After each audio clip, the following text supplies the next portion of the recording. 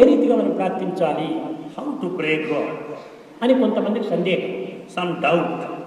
నీవే దైవమై ఉండగా నీవు ప్రార్థించడం ఏమిటి? When you are God yourself, what is the fun of praying? అయితే నేను దైవము అనేటువంటి సత్యమును నీవు గుర్తించేంత వరకు కూడాను కొన్ని రకమైనటువంటి సత్కర్మలు ఆచరించాలి. Until you realize you are divine, you should follow certain paths. అప్పుడు నేను చేసే ప్రతి కర్మ కూడాను భగవంతునికి అంకితం చేస్తున్నాను అనేటువంటి భావంతో చేయి.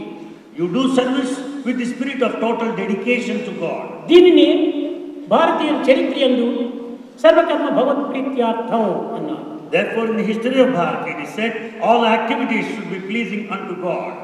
ఏది చేసినా కానీ భగవత్కర్మగా మనం విచారణ చేయాలి. Whatever you may do, it is divine activity.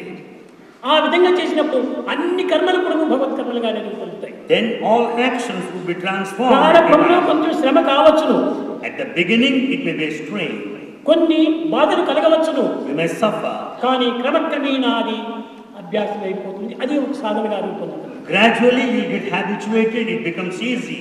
కనుకనే భగవద్గీత ఎందుకును శ్రేయో హి జ్ఞానం అభ్యాసాత్ జ్ఞానాధ్యానం విశిష్యతే జ్ఞానాత్ కర్మ ఫలత్యాగి త్యాగశ్చాంతి అనంతరం.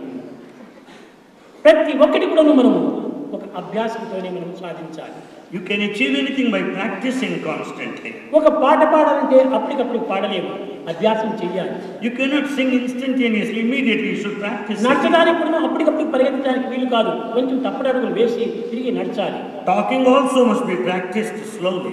కనుక ఈటింగ్ ప్రాక్టీస్ చేయి, వాకింగ్ ప్రాక్టీస్ చేయి, రీడింగ్ ప్రాక్టీస్ చేయి, రైటింగ్ ప్రాక్టీస్ చేయి. Walking, talking, writing, reading, everything is out of practice. అదే రీతిగా కూడాను నీవు సర్వీస్ కూడా ప్రాక్టీస్ గా తీసుకోవాలి. You should also practice service. భగవత్ చింతన కూడా ఒక ప్రాక్టీస్ గా తీసుకోవాలి. We should practice everything for that matter. ఆ విధమైనటువంటి దీనిగా తీసుకొని కరెక్ట్గా సర్వకర్మలు భగవత్ ప్రీత్యార్థం. Like this, you can dedicate all your activities to God.